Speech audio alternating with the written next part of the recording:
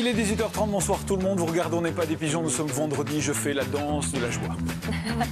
Ah si, le vendredi, on fait la danse de... Non? Oui, tu l'as fait Ok, très bon bien. alors, je lance le sommaire, ce sera plus simple. Ah bah, je vois. À votre avis, combien consomme votre décodeur? Décodeur, pas beaucoup, franchement pas beaucoup.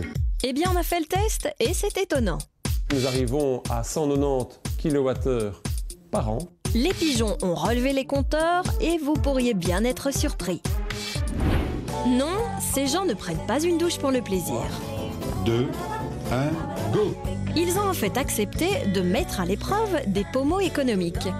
Il était annoncé avec une consommation de 6 litres minute. Qu'en est-il en réalité? Les pigeons se sont mouillés pour vous. On a décidé de vous faire plaisir, on vous offre le resto. Si, Notre chef a fait quelque chose de sublime, d'excellent, vous allez voir. juste un détail, ce soir on a décidé de faire passer des vessies pour des lanternes.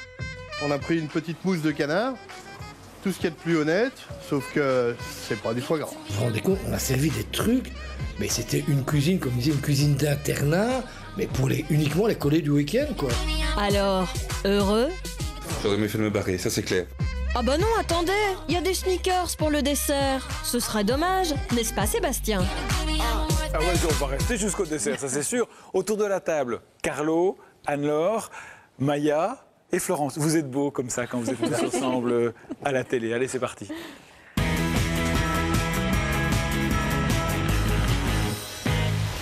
Et on va commencer en parlant de consommation électrique avec un petit boîtier qu'on a presque tous à la maison. Un boîtier qui n'a l'air de rien comme ça, mais qui consomme un peu, beaucoup, à la folie, passionnément. En fait, il consomme quoi, ce boîtier électrique? Justement, on va parler de la consommation électrique des décodeurs. Alors, on a une spécialiste des décodeurs sur le plateau, mais c'est pas la géniale émission qui a le dimanche alors là, à la une. elle consomme. Hein. Oui. Ah si, ça, alors là, Oui, mais ça, c'est elle qui ce va en parler. décodeur-là, il Ah, consomme. Florent va en parler. Ouh là là, des fois même pendant. Et ça passe à l'heure de l'apéro, cette histoire. Hein. On va parler des décodeurs, de vos petits boîtiers que vous avez chez vous pour vous permettre de regarder la télé, les décodeurs Proximus Télé, les décodeurs Scarlett, vous, etc.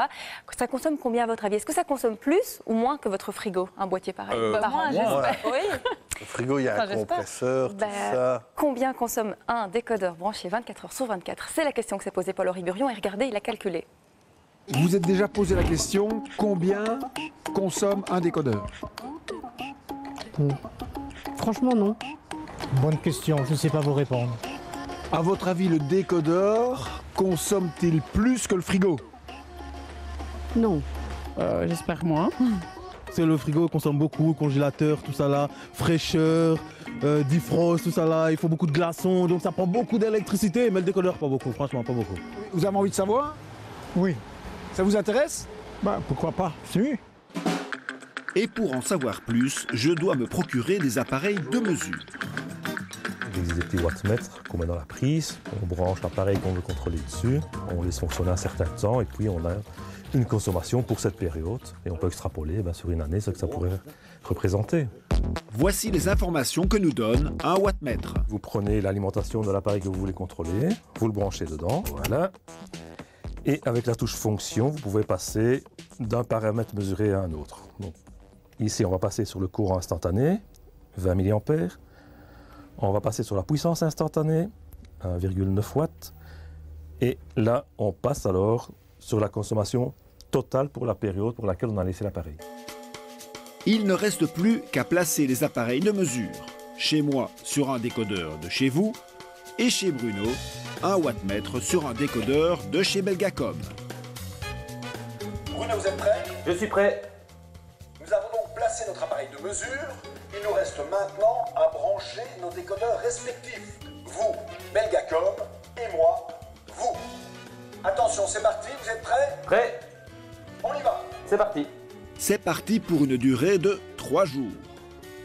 3 jours plus tard, nous faisons appel à un expert. Il a été chargé de relever les mesures. Bonjour monsieur. Vous venez m'aider à y voir plus clair. Effectivement. Dans ma consommation.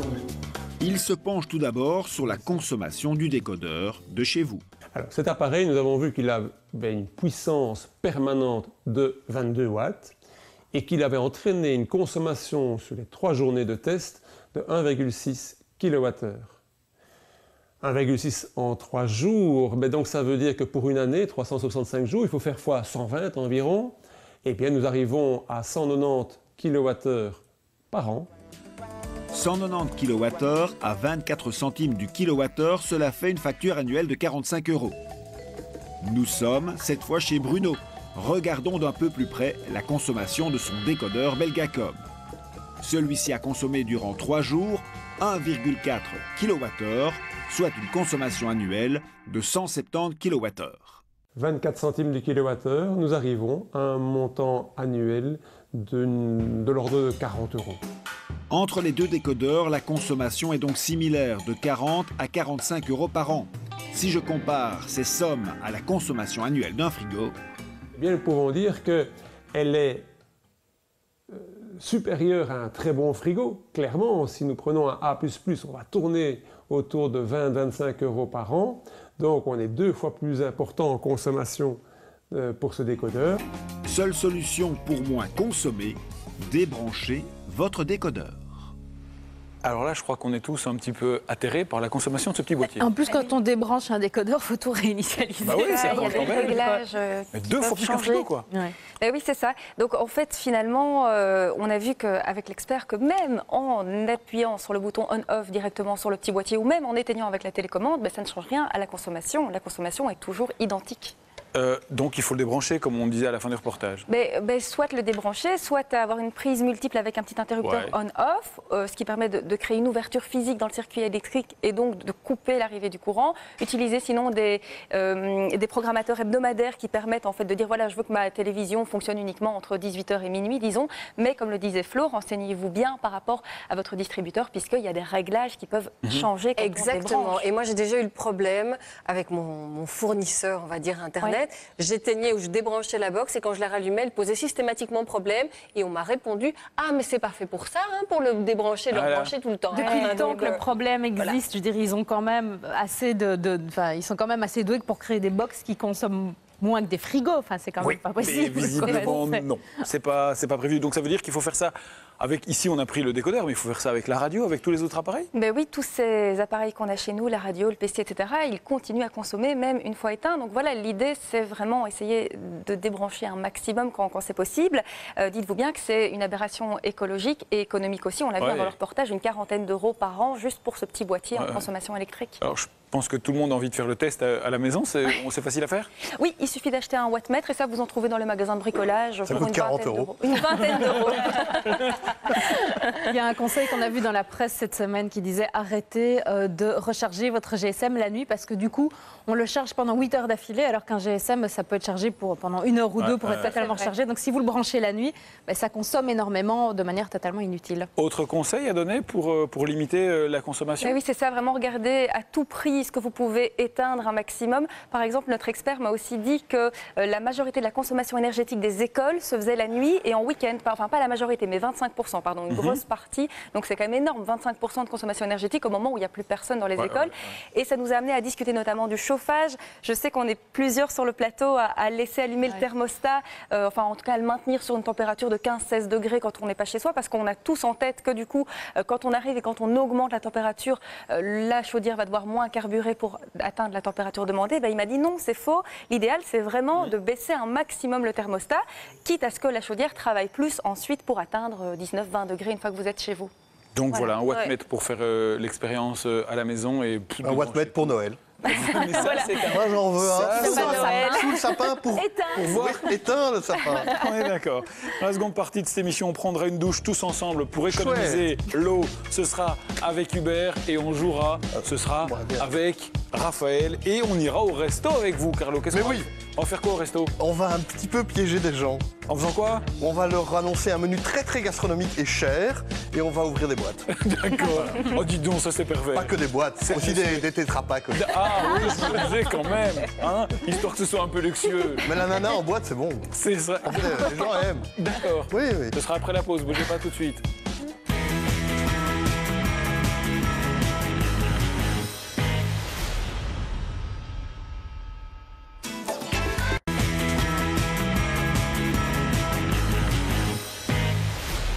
Deuxième partie, on n'est pas des pigeons. J'ai tout de suite envie d'aller faire pipi, Hubert, avec ce bruit, c'est atroce. C'est bizarre. On a parlé économie et énergie avec Maya il y a un instant. On va parler économie d'eau avec vous, Hubert. L'eau qui est un enjeu majeur pour la planète. On appelle ça de l'or bleu, c'est pas pour rien.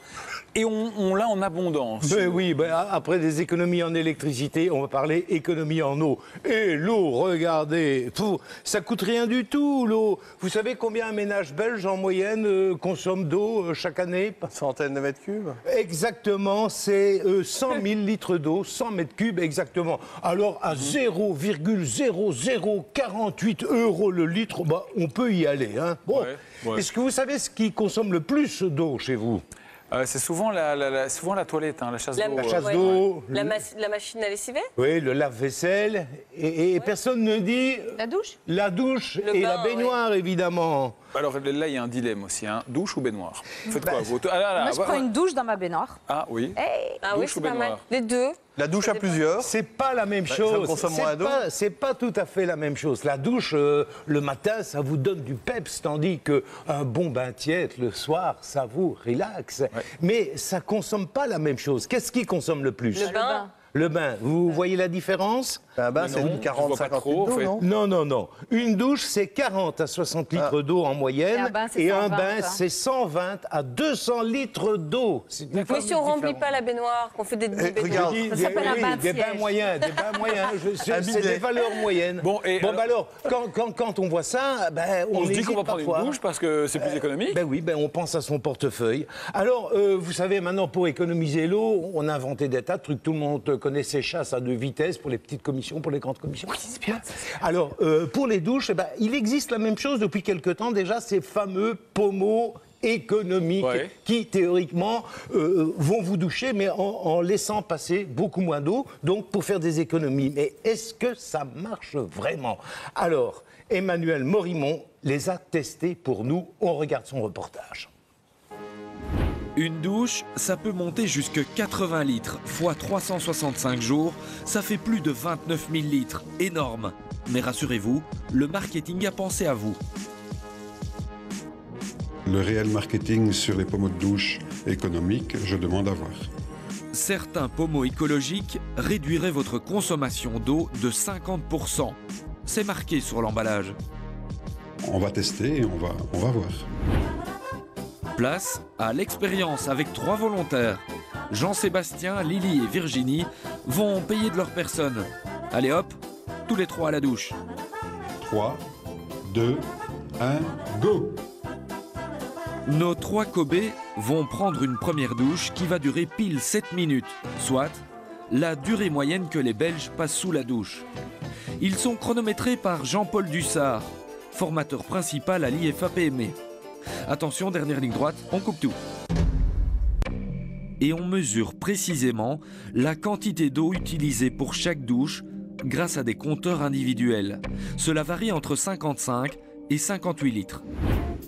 Nous allons maintenant changer les systèmes. Sur la première douche, nous installons le pommeau Vanmark Lugo 6 litres à la minute, 23 €. Dans la suivante, un pommeau Hansgrohe Club Eco qui réduirait de moitié la consommation d'eau, 26,99 €. Et enfin, dans la dernière, un simple sablier à 4,50 € qui va réduire le temps de douche. Virginie ne pourra rester que 5 minutes, 2 minutes de moins que les autres. Quel système va permettre la plus grande économie d'eau? Y aura-t-il une grande différence? Peut-on se fier aux étiquettes et à l'emballage? C'est tout l'enjeu. Grand perdant, le pommeau Vanmark Lugo, qui a consommé 5 litres en plus. C'est l'entrée de gamme de chez Vanmark qui était annoncée avec une consommation de 6 litres minute. Et après les tests, nous arrivons à 9 litres minute. Le pommeau le plus cher, Hansgrohe, fait mieux, avec 20 litres économisés. Il tient ses promesses, enfin pas tout à fait. On annonçait une diminution de 50%, est-ce que c'est le cas? Alors non, on n'est pas du tout à 50%, on est à peine 30%. Et le sablier qui ne coûte rien a permis d'économiser 15 litres. Je reste quand même convaincu que le sablier est la meilleure façon de faire des économies. Au final, si vous combinez sablier, pommeau écologique et que vous prenez votre douche à 2, c'est sûr, vous allez battre des records. Ça dépend, on peut rester beaucoup plus longtemps si on prend une douche à deux, Hubert. Hein. Oui, mais c'est quand même surprenant ce qu'on voit là-dedans. Hein.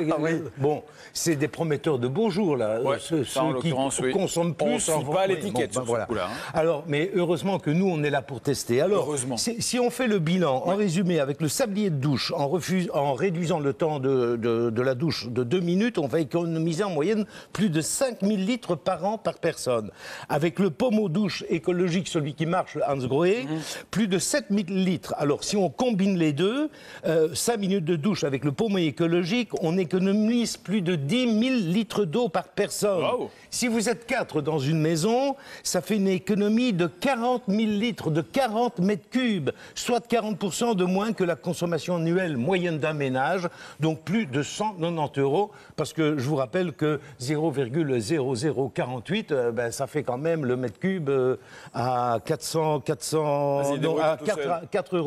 Voilà. Vous êtes sûr? Oui, j'ai fait mes calculs. 100 mètres cubes, 480. Et l'occasion de dire que les petits ruisseaux font les grandes rivières. Mais justement, en parlant d'eau, c'est vraiment l'occasion de le dire. Et ces petits ruisseaux peuvent devenir des fleuves si vous avez des petites fuites chez vous et que vous dites quelques gouttes au robinet, c'est rien du tout. C'est pas grave. Eh bien, oui. Même à 0,0048, ça chiffre. Une fuite goutte à goutte au robinet, c'est 4 litres à l'heure, 30 mètres cubes à l'année. Wow. Une fuite à la chasse d'eau, à la toilette, 25 litres heure, 200 mètres cubes à l'année. Ça dépend de la fuite aussi. Hein. En moyenne, tous les chiffres que je donne sont des chiffres moyens, évidemment. Comme pour le prix de l'eau, en fonction de la commune. Oui, voilà.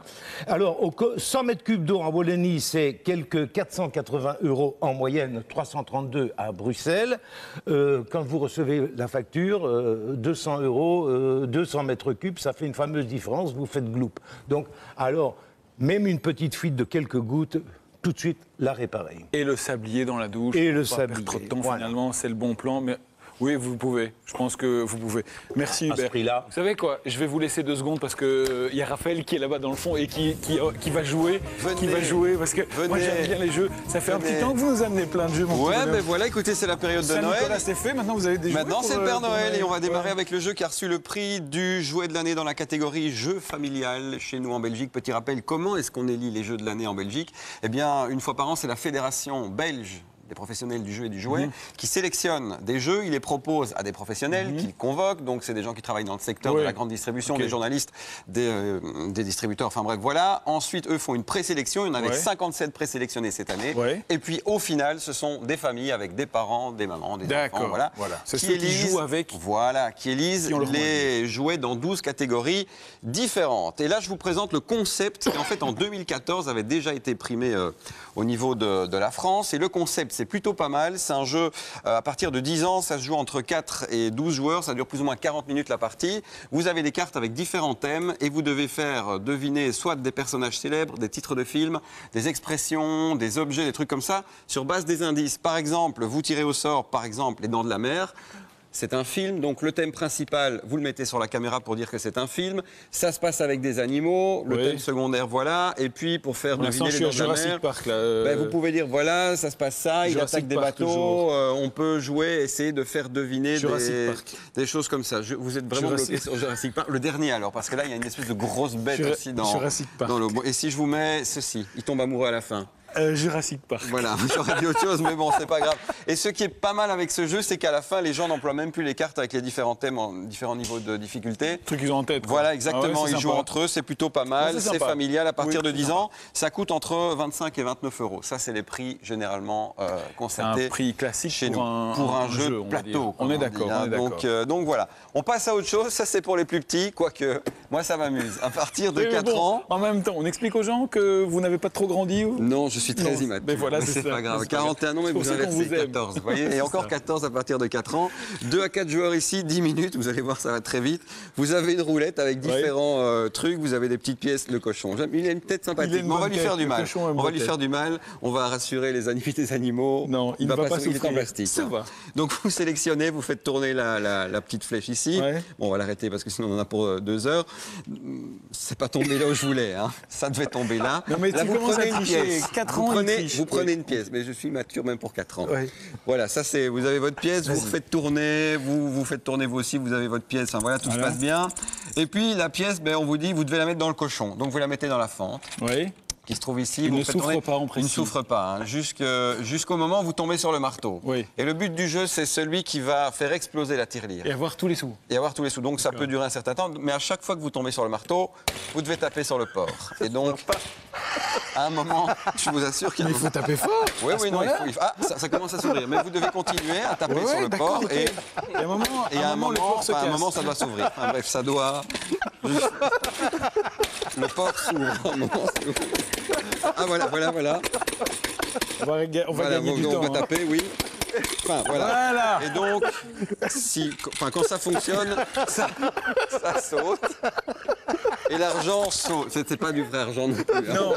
Non. Et vous n'êtes pas un vrai joueur. Je ne suis pas un vrai joueur non plus. Vous n'êtes un vrai chroniqueur. Vous n'êtes même pas là. Je n'existe même pas. Voilà, hop, une fois plus, je n'existe même pas. Combien ça coûte ça coûte quand mais ça marche bien. Ça coûte. Mais oui. Oh mon pauvre. Mais c'est Give me five. Voilà. Ça dure 23 €. Ça coûte 23 €. Ça peut durer 23 € aussi si vous voulez amuser un peu les enfants. Vous dites c'est 23 €. Sincèrement, quand on sait l'utiliser et qu'on a moins de 4 ans, ça fonctionne. Je vous jure que ça marche. Ça marche. Encore un ? On a encore plein. Mais oui, on a le temps. Magnifique, merveilleux. Alors ça, c'est le saut qui peut. Attention de ne pas bousiller avec la caméra. C'est à partir de 4 ans aussi. Voilà, ça va aller ? Oui, ça va fonctionner. Conditionne-toi. C'est entre 2 et 4 joueurs. Alors l'idée ici, c'est vraiment un exercice de psychomotricité. Ça a aussi reçu un prix l'année dernière en France. Les instituts français en sont ravis parce que pour jouer avec les gosses dans les classes de petits, c'est vraiment pas mal. Donc vous avez une espèce de poisson fou, un piranha ici, et ça, ce sont des rochers. Donc, je ne vous raconte pas la pression qu'il a. L'idée, parce que c'est quand même pour 4 ans. Ouais. Donc l'idée, comme dit Johnny, parce que Johnny a l'idée, toujours, voilà, ça c'est fait. L'idée, c'est que c'était nul ce que je viens de dire. Oui, effectivement. Donc l'idée, c'est que vous lâchez le poisson, et donc comme il y a pas mal d'enfants là, c'est hop, il faut sauter d'un rocher à l'autre. Ah, voilà, là, je viens de toucher. Donc, j'étais sur ce rocher-là. La bête a touché mon. J'ai tout pété, merde. La bête a touché le pied. Donc, je supprime un rocher. Oui. Et donc, on supprime au fur et à mesure que. Chaque fois que vous êtes touché, donc c'est un jeu de réflexe de. Regardez, je suis touché. C'est oh nul. Là là, c'est donc, on supprime, voilà. Et le but du jeu, c'est d'être le dernier, en fait. Et de ne plus avoir rien du tout et d'être le tout dernier. C'est vraiment sympa. Ça coûte 28 €, ça. D'accord. Vous avez le truc gonflable, vous avez les rochers, vous avez la bête folle. Parce que tu as touché Dark Vador. Il est pas J'ai touché Dark Vador, regardez, hop. Ah, mais vous allez le faire mieux que moi alors. Je suis ton père. Et moi, je suis la princesse Léa. Regardez comme elle est belle, la princesse Léa, elle est magnifique. Ça, c'est un studio photo pour les gosses, en fait. Ça s'appelle le Photo Studio Party. Ça coûte 35 €. Vous avez un petit décor dedans. Attendez, le décor, il est là parce que j'ai oublié de le sortir. C'est cher, 35 € pour ça. Mais bon, c'est le paquet. C'est vrai que c'est pas bon marché. Mais vous avez surtout un. Attendez, parce que ça, c'est de ma faute, j'ai oublié de le sortir. Vous avez un selfie stick. Alors, pour prendre les photos. Comme ça, en gros, c'est un truc comme ça, regarde. Ouais, non, mais. Ça fait. En gros, c'est ça. Et alors, vous faites les photos comme ça. Clic, et c'est chouette. Non, ça peut être. Parce qu'il y a tous les personnages. Regardez. Il y a Hubert. Ah non, c'est Chewbacca. Il y a Chewbacca, il y a Maître Yoda. Maître Yoda, comme il est beau, Maître Yoda. Et donc, ça, c'est assez sympa. Star Wars, pour rappel, ça sort mercredi prochain quand même. Oui. Donc, c'est pour ça que ça coûte 35 €. C'est parce qu'on est en plein dans la saga. Attendez, ça coûtera un peu moins cher dans pas longtemps. En gros, c'est ça. Attendez que le film sorte. Et puis, ça, c'est bien. C'est la bulle qui rend fou, qui s'appelle le Perplexus. Mais avec la forme de l'étoile noire, pour ceux qui suivent la série. Vous savez, c'est la maison de Dark Vador qui explose à un moment. Et donc, en fait, il y a une bille à l'intérieur, je ne sais pas si on va la voir. Et donc, le but du jeu, on a essayé avec Hubert tout à l'heure, on devenait nerveux, c'est de faire rentrer la bille là-dedans et de lui faire tout le parcours. Mais attention. Comme c'est Star Wars, il y a le respirateur de Dark Vador. Et ça, c'est énervant. Et ça, c'est encore plus énervant. Ça s'allume, regardez, ça s'allume et tout. Et ça coûte combien? Et ça fait le bruit du laser. Ça coûte combien? 17 000 €. Ça coûte 40 € quand même. Ah, quand même, oui. Et ça, écoutez, ça fait le bruit du laser. Et hop. Attendez, où est-ce qu'il est? Regardez, il y a un petit vaisseau. Vous voyez, il y a un petit vaisseau qui tourne dedans. C'est magnifique. Vous pouvez le faire tourner. Et là, mais bon, c'est pour les fans de Star Wars, ça fait plein de bruit. Et pour ceux qui ont de la patience, parce que ça, c'est le genre de truc un peu énervant. Et puis dans la gamme Star Wars, il y a aussi l'adaptation du timeline. Donc c'est vraiment pour les fans. Vous voyez, le timeline, pour les vrais, je vais mettre pour les vrais fans. En fonction des dates. Donc voilà. Voilà, merci Raphaël. Tu aurais pu, mais non. Je suis ta grand-mère. C'est ça. Voilà, écoutez, ça devient n'importe quoi cette émission. Je crois que je vais rejoindre les autres, ils sont plus sains d'esprit. Ce sera beaucoup plus simple. Et on va parler cuisine avec vous, Carlo, pour terminer cette émission. Quoi qu'on a encore un peu de temps, mais on a une expérience assez hallucinante à proposer aux téléspectateurs. Tout à fait. On a décidé, mais quand je dis ça, logiquement, tu peux aussi Expliquez. Ah, c'est moi qui explique. C'est mon moment. Non, je t'explique. C'est mon moment. C'est un peu participatif. Il y a un présentateur et des chroniques. On va jouer à ni oui ni non. Et l'idée, c'est que je dis, on me dit rien dans l'oreillette, donc moi, tu sais, on va faire une fonctionne expérience qu'avec l'oreillette. Donc si moi je dis on va faire une expérience incroyable et qu'on me répond oui, je suis un petit peu embêté. Mais je débute en même temps dans le métier. Donc si on me dit oui et qu'on explique, ça là on a m'arrange. bouffé une minute déjà, non? Oui. Voilà. Alors, on est allé, donc Manu Morimont, notre journaliste, a organisé vraiment une grosse mystification, une caméra cachée, mais vraiment avec des gros moyens hollywoodiens, à savoir que des gens ont été conviés par des complices dans un restaurant qui normalement est fermé le mardi, en disant c'est un restaurant gastro qui fait une nouvelle formule le mardi, un menu à plus de 70 €, mais tu vas voir, c'est vraiment extraordinaire, c'est un petit menu gastro spécial, l'offre spéciale du mardi. Et moi je me suis gastro, c'est gastronomique. Hein. Oui, c'est pas gastroscopie ni gastro-entérite. Et donc, moi je me suis planqué en cuisine avec le chef, le vrai chef Patrick du restaurant, et nous avons, au lieu d'envoyer, on a envoyé des très belles assiettes, vraiment, parce que Patrick, il est très très fort, des assiettes très très belles avec des très jolies décos, sauf que, au lieu de prendre les produits qu'on annonçait, du foie gras, du faisan, du bar, on a pris des produits un petit peu moins bien, et au niveau des assaisonnements, des garnitures, etc., on a pris des trucs tout faits, on a ouvert des boîtes, on a ouvert des sachets, on a ouvert des tétrapacks, on a fait chauffer, bref, on est arrivé un quart d'heure avant le service, et tout était prêt. Ah bon, oui, tout était prêt. Donc on était vraiment, comme on dit dans le domaine de la restauration, on n'a pas eu besoin de faire de la mise en place, puisque finalement, oui, on a dû dégeler le colin d'Alaska, parce que il faut quand même, les briques sont quand même, on a dû y aller avec le marteau du cochon de tout à l'heure. Donc l'idée c'était de voir si les produits en boîte fonctionnaient comme produits gastronomiques, si on les accompagnait. C'est de voir bien. finalement, c'est une expérience un petit peu connue, c'est de voir que si le contexte est bon, et si quand même on n'envoie pas du mauvais, mais simplement on envoie quelque chose pour un autre, si finalement on avait une émeute dans le restaurant, ou si les gens, ils aimaient bien quand même, on regarde. Regardons. C'est une expérience étonnante. Ils allaient de surprise en surprise. Voilà, c'était abracadabrant. Un piège pour 6 personnes. J'aurais mieux fait de me barrer, ça c'est clair. Bien sûr, on est berné en permanence. Et là, franchement, je me demande encore où je suis. À un moment, on se dit, il se fout vraiment de nous, quoi. C'est un travail minutieux. Nous avons transformé, maquillé un lieu. Ce restaurant gastronomique va devenir le théâtre d'une grande caméra cachée. Plusieurs complices vont piéger leurs proches. Tout est une imposture. Dans le rôle du serveur, Étienne, un comédien. Patrick est le vrai chef du restaurant. Il sera aidé en cuisine par Carlo De Pascal, créateur d'un menu scandaleux. Des produits bas de gamme seront vendus au prix fort. Les clients vont-ils réagir? Le temps d'une soirée, les jardins de mon père deviennent les jardins de l'enfer. Installez-vous à votre aise. En salle, 3 tables seront piégées. Tout va bien, madame? Sur chaque table, un complice a invité 2 personnes. Et notre chef a fait quelque chose de sublime, d'excellent, vous allez voir. À la table 1, des amis juste là pour passer une bonne soirée. À la table 2, des membres de la page Facebook Namur Gourmande, un public plus averti. Vous les prévenez en cuisine qu'on est remonté à bloc. Ouais, ça va déchirer. Et à la table 3, Guy, un ancien restaurateur, accompagné par Fred, qui va très régulièrement au restaurant. Merci. Les invités commencent par l'apéritif maison, un prétendu champagne qui est en fait un mousseux pas cher. C'est valable. C'est valable. Champagne, il est bon. Très très bon. Ça c'est très très bon. On n'a pas l'air d'être en brut, hein? Si, mais on a vu 100% chardonnay. Une seule cliente est perturbée. C'est un mousseux, c'est pas un champagne. Si, du champagne, c'est du champagne, c'est un champagne, oui, du champagne. Cathy a en fait suivi des cours d'œnologie. Pour les mises en bouche, tout se passe bien. Un bon foie.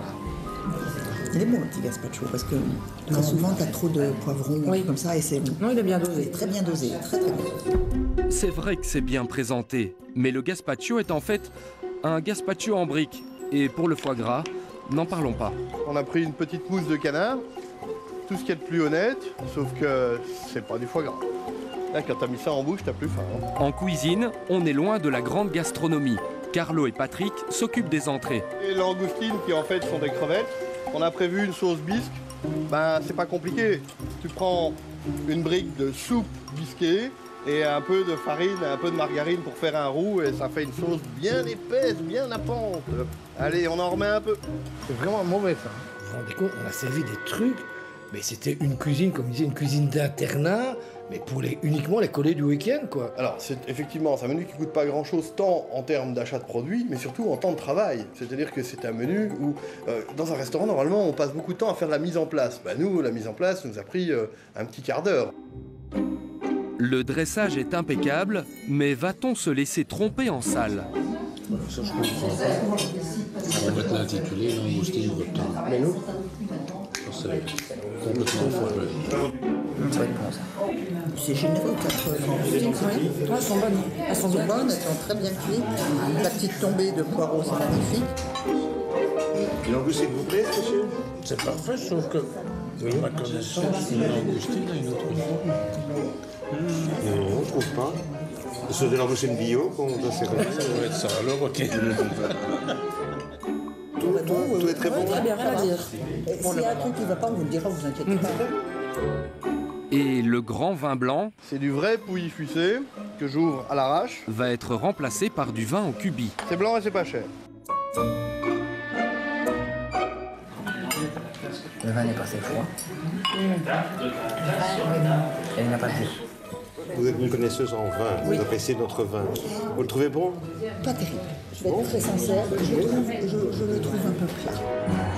Les clients commencent à se plaindre, mais vont-ils vraiment se révolter?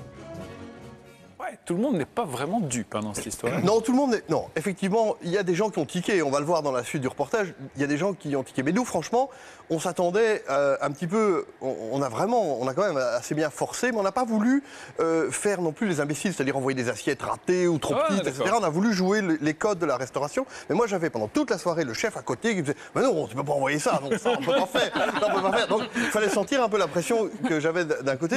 Mais j'ai fait des trucs pires. Hein. Le beurre à table.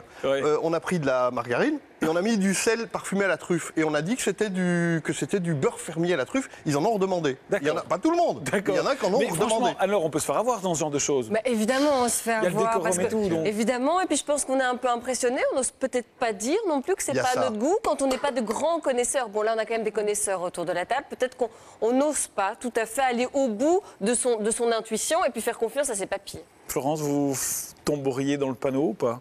Non, mais je ne sais pas si j'oserais le dire. J'ai peur de vexer les gens. C'est bon, c'est délicieux. Oui, mais c'est ça en fait. Voilà, c'est ça. Oui, mais moi aussi, tout le monde n'ose pas. Ouais, on n'ose pas. C'est la menu à 75 €. Non, c'est ça, c'est l'argument d'autorité du menu, du serveur qui est en même temps assertif et un peu clownesque. On ne sait pas trop, on est un peu mal à l'aise, mais surtout, on oublie de faire confiance, comme tu disais, à ses papilles. Ça donne envie de voir la suite, extrait. Vous savez que vous êtes infernal quand même. C'est du classique, quoi. Tu m'étonnes, c'est un plat du jour. C'était vraiment de la merde, le truc. Hein. Le chef qui sert ça et qui a le courage de servir ça, yes! Oui, magnifique. Oui, d'accord, c'est fantastique. T'as juste envie de dire c'est fantastique et puis va-t'en. Non. Ouais, là, il faut quand même oser, quoi.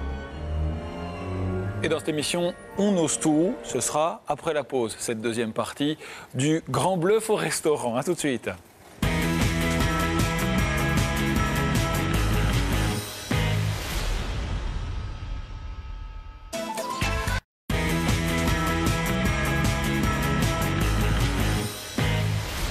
Troisième et dernière partie dont n'est pas des pigeons. Pour ceux qui nous rejoignent, on est en plein bluff au restaurant, car là on réexplique très vite le concept qu'on a. On a fait venir des gens dans un restaurant gastronomique, on a tapé un menu à plus de 70 € avec les accords mets vins, et puis on a envoyé d'abord des mises en bouche, où je rappelle quand même que le gazpacho de cappuccino, enfin on avait fait ronfler vraiment les trucs, c'était de la chantilly en bombe, hein, sucrée, et on a mis un peu de fleur de sel pour casser le sucre. En gros, c'est un menu gastronomique, mais et les vins, on a fait des mélanges avec des cubis. C'est tout ce qu'on trouve en boîte Oui, c'est ça, en fait, voilà, on a voulu voir un petit peu si, en donnant de la nourriture honnête, mais totalement déplacée dans un gastronomique, si on faisait tiquer les gens, il y en a qui ont tiqué, il y en a qui ont moins tiqué. Deuxième partie. Au jardin de l'enfer, les deux chefs concoctent avec grand soin les plats. Là, si t'as pas des ennuis, moi franchement... Ça vient avec quoi, ça? Les clients ont droit à un bar de ligne, qui est en fait du colin d'Alaska. C'est impressionnant, le pavé de colin décongelé au micro-ondes, tapé dans une poêle et envoyé. Là, on commence à chercher les emmerdements, non? L'autre plat proposé est un faisan à la brabançonne. En fait, c'est de la pintade, avec des légumes surgelés. Une délicieuse sauce au poivre avec ce faisan à la brabançonne. Vas-y, chef, ça sort. Heureusement, on a fait la sauce minute. Hein. Franchement, ce genre de sauce, moi je préfère sans sauce. C'est vraiment pas très bon. Le serveur va devoir être créatif pour faire passer ses plats. C'est bon, vous avez vu les belles couleurs des assiettes, présentation, le tout en avant, en relief. C'est déjà très beau à regarder avant de déguster. Très bien, très bien, merci. Il en fait un peu des tonnes, il en rajoute, alors que par rapport à ce qu'on a dans l'assiette, ça ne correspond pas vraiment à ce qu'il nous annonce. Pour moi, c'est pas du faisan. Ah, tu vois. C'est trop blanc. Et vous vous étonnez pourquoi? Que le faisan soit aussi clair. Aussi clair, moi.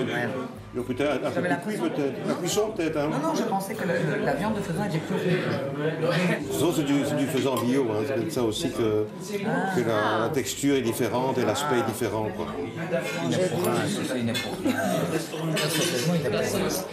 À la table d'à côté, Guy, l'ancien restaurateur, n'a qu'un seul mot à la bouche. Non. Il y a des découvertes, des subtilités, des machins ici, c'est du classique quoi. Tu m'étonnes. C'est un plat du jour. Et vous, ça vous plaît? Parfait. J'étais déjà rentré dans le processus de me dire, bon, je sens qu'ici tout va être un peu foireux, c'est pas grave, on va laisser passer la soirée et puis demain est un autre jour. Depuis le début, Cathy est très critique sur les vins, mais le Meursault 2006 semble lui plaire.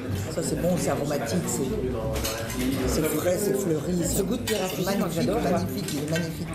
Ouais, c'est pas de notre poire. Là, ça va, il est transparent. Oui, il est magnifique. Hein. Oui, magnifique. Hein. Ah oui. Le choix du chef. Hein. On va faire un cocktail. Hein. Oui. Alors, un peu de ce Valgrandela. Attends, je mélange un peu. Un excellent millésime. Il reste encore le dessert. Une fois de plus, tout vient du supermarché. Vraiment de la merde, des trucs. Hein. Dans le dessert, fallait voir, quoi. C'est grandiose. On n'a rien fait. On n'a même pas fait la sauce chocolat. Et voilà. Monsieur. Alors, notre pâtissier étant étoilé, on va confectionner ce petit dessert royal.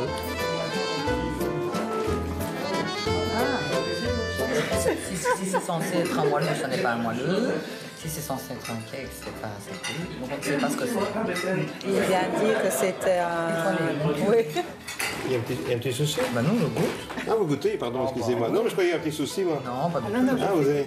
On ne se permet pas de dire certaines choses. D'autant plus que le serveur vient à tout moment dire ah, alors donc c'est fantastique. À la limite, on n'a même pas, on ne sait pas en placer une quoi. Oui, c'est fantastique. Oui, d'accord, c'est fantastique. T'as juste envie de dire c'est fantastique et puis va-t'en quoi. Voilà. Tu vas vraiment me faire passer pour un con. La cerise sur le gâteau, ce sont les mignardises, des cuberdons, des gaufrettes, des mini sneakers. Tout est industriel. Pour les mignardises, tu dis toute mon enfance, ça fait bien. Ah, sneakers. Déjà, genre, mignon. Non, ça c'est tout moche. Il y a aussi des sneakers, c'est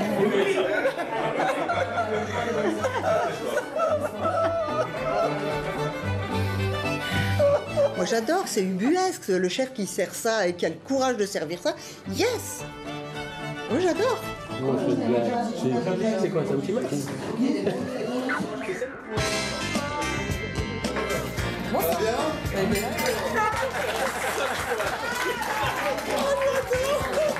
Oh mais quel sale. On a des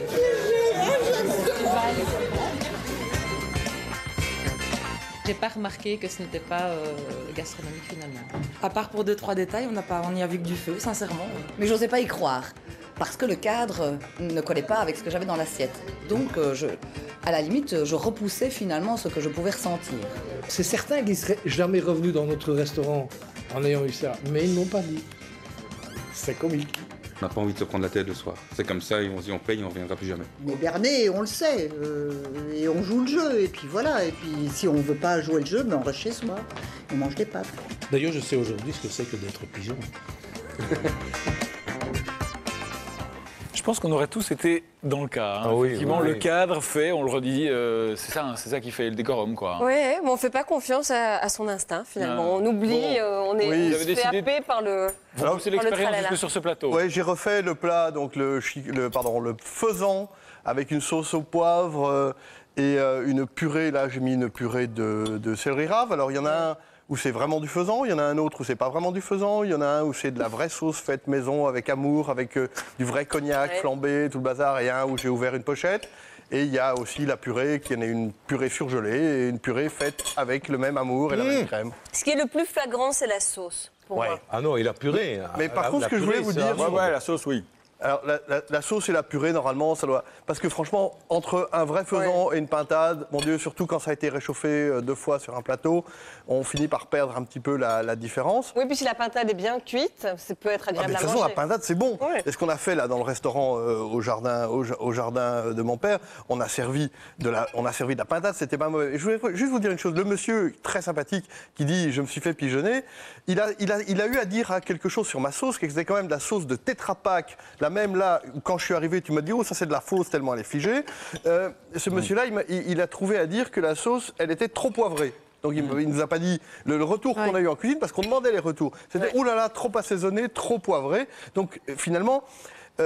moi, j'ai l'impression que quelque part, effectivement, il y a le conditionnement de l'espace où on est, mais je pense que nous tous sommes trop habitués à manger des produits très transformés. Ouais. Et que finalement, ce goût-là est un goût qui ne nous choque pas. Et qui est un goût qui devrait parfois nous choquer un peu plus. Parce que quand vous allez à la natation, par exemple, et que vous vous arrêtez à la cafétéria pour manger après, ou la cafétéria n'a pas les moyens de vous proposer des plats au juste prix, parce que sinon les gens n'en mangeraient pas, et que donc vous prenez le stump saucisse, ou vous prenez le steak poivre crème, et qu'on vous nappe avec vos frites surgelées avec de la sauce poivre crème en boîte, qui n'est pas un produit qui va vous empoisonner, ça ne vous fera pas de mal, mais ce goût-là, ce goût industriel, vous vous absorbez, il fait un petit peu partie des habitudes. Vous avez reconnu, vous, dans l'assiette? Tout le monde a reconnu? Oui. Tout le monde a reconnu. Ce que j'ai tout mangé, là, c'est vous. C'était naturel de ce côté-là. Ce qui était à droite, en gros. Ce qui était à droite, c'était... Voilà. Ah, mais non, mais attends, l'assiette est ronde. Hein. Non, quand on vous l'a servi, ce qui était à droite... Ceci, c'est vrai. Ce que je voulais vous dire, c'est que franchement, parce que finalement, la leçon qu'on peut retirer... Je pense que moi aussi, j'aurais pu me faire piéger dans ce restaurant un jour où je ne suis pas en forme. Sur les sauces, je suis assez casse-pied. Hein. Je préfère pas de sauce, comme disait le restaurateur, je préfère pas de sauce que ce genre de sauce en pot. Parce qu'ils ajoutent des gélifiants, des trucs comme ça. Voilà. Et la sauce, et ce qu'on a fait, on a triché un peu, on a réassaisonné, on a envoyé de la mousseline avec le colin d'Alaska, on a remis du citron. Ouais. Et alors du coup, tu vois pas trop que c'est de la mousseline pas maison. Mais les sauces trop parfaites, il y a quelque chose qui va pas. Mais ce que finalement, la leçon qu'on peut retenir aussi pour nous consommateurs, qui quand on va au restaurant, c'est analyser la perception de ce que vous mangez et accepter l'imperfection. Parce que le naturel est parfois un peu plus imparfait. Une béarnaise qui va trancher légèrement, une cuisson qui a peut-être été un peu trop loin ou pas tout à fait assez... Enfin, ce genre d'imperfection, ça fait partie du vrai travail. Et chez vous aussi, voilà, chez vous aussi, faites plutôt du naturel, mais ça je le dis souvent. Mais Carlo, est-ce que vous pensez que des restaurateurs qui sont relativement cotés jouent à ça de temps en temps, c'est-à-dire nous trompent en prenant l'un ou l'autre produit tout fait? Non, je ne pense pas. Pas les cotés, mais les pas cotés. Mais dans le moyen de gamme, dans le moyen de gamme, c'est où la tromperie? C'est pas de la tromperie, c'est de la facilité. Les poudres dans les cuisines, moi je vais souvent dans les cuisines des restaurants et des poudres pour faire les fonds et les sauces, on en voit très souvent. Et moi j'ai envie de dire, il vaut mieux, c'est mon avis, il vaut mieux ne pas employer les poudres et faire des sauces moins complexes, moins goûtues, théoriquement, employer juste un petit morceau de beurre, juste déglacer avec un petit peu de vin blanc ou juste déglacer avec un petit peu de bouillon maison, que de faire, parce que c'est vrai qu'en Belgique on aime les sauces et donc nous consommateurs acceptons de manger un peu. C'est toujours un jeu. C'est les fonds de veau, etc. Les fonds de veau, les fonds de crustacés, tous ces fonds là où parfois vous voyez des têtes de chefs étoilés dessus, sur ces grands pots pour le catering. Donc voilà, je veux dire, nous consommateurs devons un petit peu rééduquer nos goûts et parfois les restaurateurs qui n'ont pas les moyens de faire du haut de gamme doivent oser faire une cuisine plus simple mais plus goûteuse. Mais je pense que dans le gastronomique en général, on ne vous raconte pas les vessies pour des lanternes, mais parfois oui, on peut tricher un petit peu, mais on voit que les consommateurs, quand même, ils ont quand même senti quelque chose. Hein. Voilà. Oui, ils ont senti quelque chose. Mais le sneaker, c'était... à un certain moment, il fallait finir avec une blague. J'ai envie de terminer avec un truc. Vous avez été restaurateur J'ai été restaurateur, j'ai arrêté il y a plus de 12 ans. Ok, d'accord. Bon, on comprend peut-être, c'est ça que vous serviez? Non, c'est pas ça que vous serviez. Il fallait bien que je me fasse piéger à la fin de toute cette grande mystification. Voilà, moi je vois que Florence, elle mange bien. Elle mange tout, mais Florence, elle a très faim. Dites, si vous avez des réactions, des commentaires, des bons plans, n'hésitez pas à les formuler sur la page Facebook de l'émission. Vous avez le week-end pour ça, comme vous avez le week-end pour revoir cette émission sur le site rtbf.be/pigeon. Et comme j'ai parlé de week-end, j'ai envie de monter la difficulté d'un cran. Oui. Parce que généralement, le vendredi, on fait le salut princier. Oui. Si on passait l'étape au-dessus et on fait le salut royal. C'est avec un cocktail de légumes En fait, c'est juste la même chose. On sourit plus. Ouais, ou pas. Avec un morceau de dinde entre les doigts, de faisan. De pintade. Bon week-end, quoi. Je t'ai gardé les cuisses.